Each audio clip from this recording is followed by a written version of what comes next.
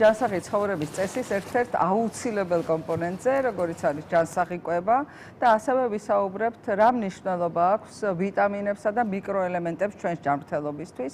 ამ თემაზე სასაუბრო დღეს ჩვენი სტუმარია, ნუტრიციოლოგი, ენდოკრინოლოგი, ქალბატონი ნათია ლომიძე.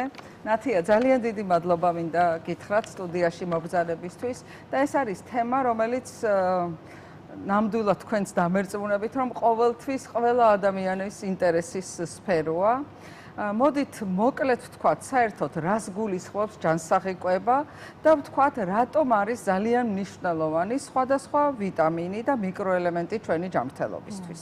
მოგესალმებით, მოგესალმებით თქვენს ტელემაყურებელს, მადლობას გიხდით მაწვევისთვის. ვიტამინები არიან ძალიან მნიშვნელოვანი ნივთიერებები ჩვენი ორგანიზმისთვის. ეს არის მცირე ზომის ორგანული ნაერთები, რომლებიც ძალიან დიდი ფუნქციით გამოირჩევიან ჩვენი ორგანიზმისთვის. ჩვენს ორგანიზმში ზოგადად ვიტამინები ვერ წარმოიქმნება, გამონაკლისს წარმოადგენს მხოლოდ D ვიტამინი და K ვიტამინი, დანარჩენი ვიტამინები ჩვენ უნდა მივიღოთ საკვებიდან და გარემოდან. აქედან გამომდინარე ძალიან მნიშვნელოვანია, რომ ჩვენი ყოველდღიური კვების რეჟიმი იყოს დაბალანსებული და შეიცავდეს ყველა იმ მიკრო-მაკროელემენტს და ვიტამინს მეტნაკლებად, რაც ჩვენს ყოველდღიურობაში ძალიან საჭიროა და ჭირდება ჩვენს ორგანიზმს. რამდენად ხშირი არის ნათია, აი თქვენი კლინიკური პრაქტიკიდან, რამდენად ხშირად ხდებათ მოზრდილი ადამიანები, რომელსაც ვიტამინის დეფიციტი აქვს განვითარებული და იქნებ ვუთხრათ ჩვენს მაყურებელს, თქვათ, რა ჩივილით შეიძლება გამოვლინდეს სხვადასხვა ვიტამინის დეფიციტი. ვიტამინების დეფიციტი განსაკუთრებით აი მოზარდებში ძალიან ხშირი მომენტია, იმიტომ რომ განსაკუთრებით ეს ის ჯგუფია, რომელიც ხშირად ცდილობენ ხოლმე რაღაც შეზღუდულ კვებაზე ყოფნას, გარკვეულ დიეტებს მიმართავენ ხოლმე. წონის კონტროლს აპირებენ და აი ამის გამო ხშირად არასწორი მიმართულებით მიდიან ხოლმე და ხშირად არის, როდესაც ვითარდება გარკვეული ვიტამინების დეფიციტი. ჩივილები კი დამოკიდებულია იმაზე, თუ რომელი ვიტამინის დეფიციტი განვითარდება. ჩვენ ზოგადად გვაქვს ეს კლასიფიკაცია ძალიან დიდი, ამის ძალიან მოკლედ რომ ვთქვათ, გვაქვს 13 ძირითადი ვიტამინი, რომელიც მნიშვნელოვანია ორგანიზმისთვის, არის წყალში ხსნადი და ცხიმში ხსნადი ვიტამინები. ცხიმში ხსნადი ვიტამინებს მიეკუთვნება A, D, E და K ვიტამინი, ხოლო წყალში ხსნადი ვიტამინებს მიეკუთვნება C ვიტამინი და B ჯგუფის ყველა ვიტამინი. B ჯგუფის ვიტამინები ძირითადად ჩვენს ნერვულ სისტემასთან არის დაკავშირებული, ჩვენს ენერგიულობას უზრუნველყოფს და შესაბამისად B ჯგუფის ვიტამინების დეფიციტი სწორედ ნერვულ სისტემაზე მოქმედებს და ენერგიის დეფიციტს გვაძლევს. B ჯგუფის ვიტამინებს ცალკე ყოველს თავისი ფუნქცია აქვს და ძალიან დატვირთული და მნიშვნელოვანია. და მისი დეფიციტი ასევე შეიძლება გამოვლინდეს უფრო დეპრესიულობაში, ლეთარგიულობაში, ძილიანობაში და შრომისუნარიანობის დაქვეითებაში. კი ბატონო. ასევე ზოგადად მენტალურ ჯანმრთელობასთანაც არის დაკავშირებული B ჯგუფის ვიტამინების დეფიციტი. შეიძლება პირდაპირ არ გამოიწვიოს, მაგრამ ადამიანებში, რომელსაც უკვე აქვს დადასტურებული მენტალური ჯანმრთელობა სხვადასხვა და არიან ისინი კონკრეტული მკურნალობის ქვეშ, B ჯგუფის ვიტამინების დეფიციტი კიდევ უფრო შეიძლება უფრო გააღრმავოს B ჯგუფის ვიტამინების დეფიციტმა ეს მომენტი. გეთანხმებით, ძალიან ბევრი ძალიან საინტერესო კვლევა არის, რომელიც B ჯგუფის ვიტამინებს, B12-ის, B9-ის, ანუ ეგრეთ წოდებული ფოლიუმის მჟავის კავშირს ნახულობს სხვადასხვა ტიპის, მათ შორის დემენციის პრობლემებთან და ძალიან საინტერესო არის თქვათ ეს კავშირები დღევანდელი. რომელი ვიტამინების დეფიციტი არის, მაინც თქვათ ყველაზე უფრო ხშირი და ძალიან ხშირად ხოლმე მოზრდილი პოპულაციაც თქვათ ბავშვებთანაც ასე არის, რომ გვეუბნებიან, რომ ეცეთ რატო უნდა თქვათ დამატებით რა საჭიროა, თქვათ მიღება ამ ნივთიერებების, როდესაც საკვებში ყველაფერი შედის და მთავარია რომ სწორად ვიკვებოთ. მოდით ესეც თქვათ, რა შემთხვევაში არის აუცილებელი ვთქვათ, რომ გარდა კვებითი რეკომენდაცია, რა თქმა უნდა, ახლა კვებითი რეკომენდაცია ეს ყოველთვის არის უპირველესი, ხო?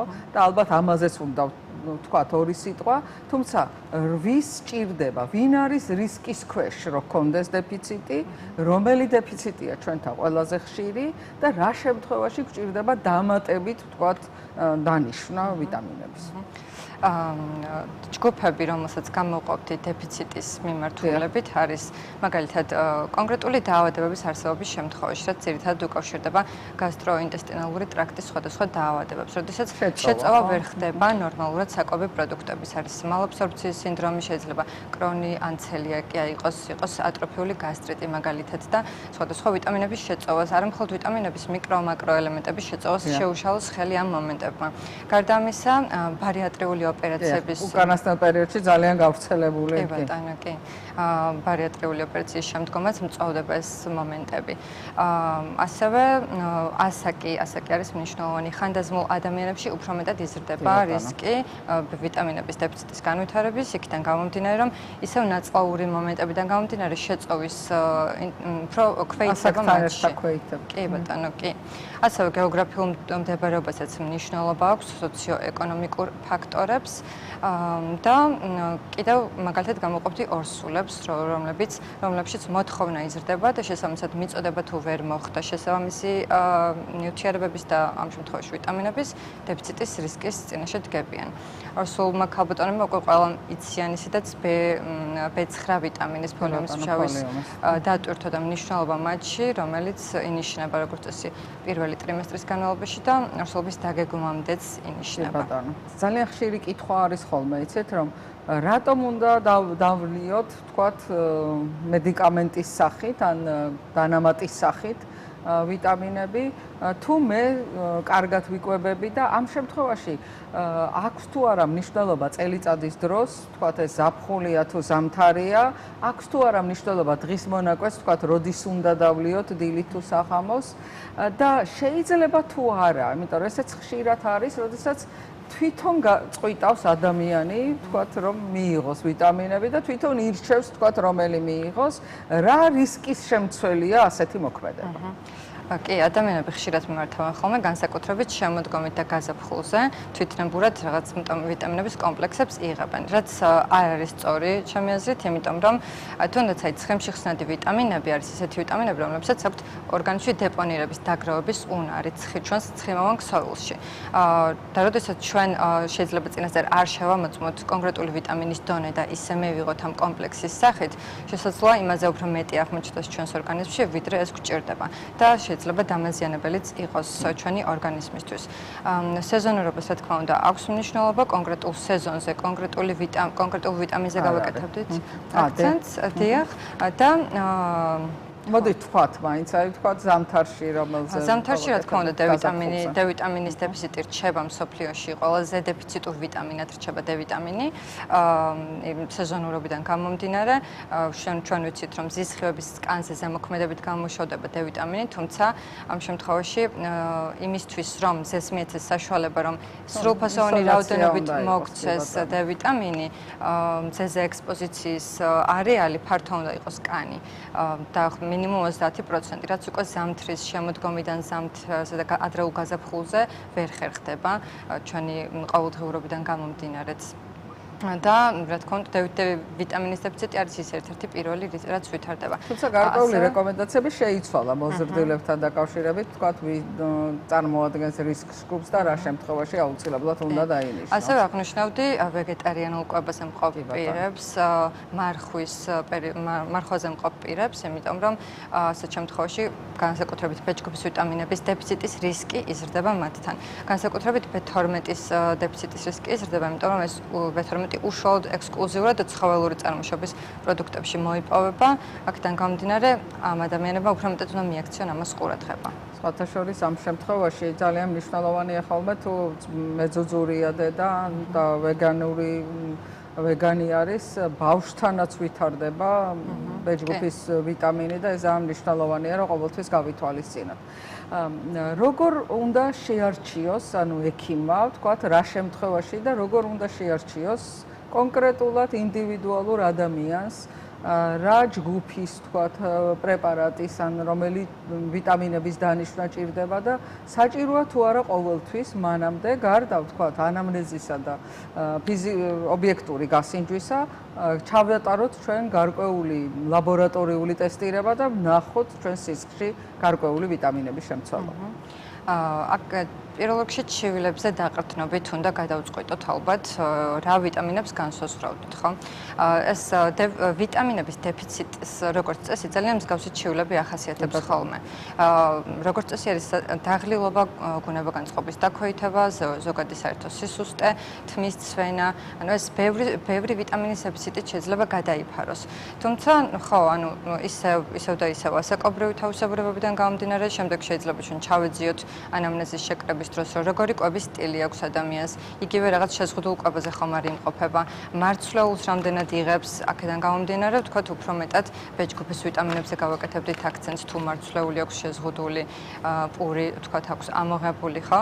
და ანამნეზიდან გამომდინარე, უკვე, ვთქვათ, მივაქცევთ ყურადღებას, რომელი ვიტამინის ანალიზი გავაკეთოთ და განსაზღვროთ სისხლში. ისევ მივდივართ იმ კითხვამდე, რომ შესაძლებელია თუ არა თვითონ გადაწყვიტოს და ვთქვათ, რაღაცა თუნდაც ხანმოკლე პერიოდის განმავლობაში ადამიანმა მიიღოს მულტივიტამინები, ანუ ეს კომპლექსი, რომელიც თავისთავად ყველა ვიტამინს შეიცავს. ხშირად ეს არის ის რაოდენობა, რომელიც ვთქვათ, დღიურ ნორმას შეესაბამება, რამდენად შესაძლებელია, რომ ვთქვათ, თვითონ მიიღოს და თუ ეს შესაძლებელია, რა არის ის დასაშვები ხანგრძლივობა, როდესაც ვთქვათ, შეიძლება რომ მიიღოს ვთქვათ, ასე თავისი გადაწყვეტილებით დამატებით ვიტამინები. თუ ჩვენი კვების რაციონი არის დაბალანსებული, არანაირი საჭიროება არ არის მულტივიტამინების დამატების. თუ ჩვენ მოვახერხებთ და დღის განმავლობაში 300 გრამ ხილს, 300-400 გრამ ხილს სეზონურს და მრავალფეროვანს მივიღებთ დღის განმავლობაში გადანაწილებულს, 500 გრამამდე შერეულ ბოსტნეულს მრავალფეროვანს. მეტნაკლებად ხორცი, თევზი, ანუ თუ ჩვენ კვება იქნება დაბალანსებული, ამის საჭიროება ნაკლებად არის ამ მულტივიტამინების.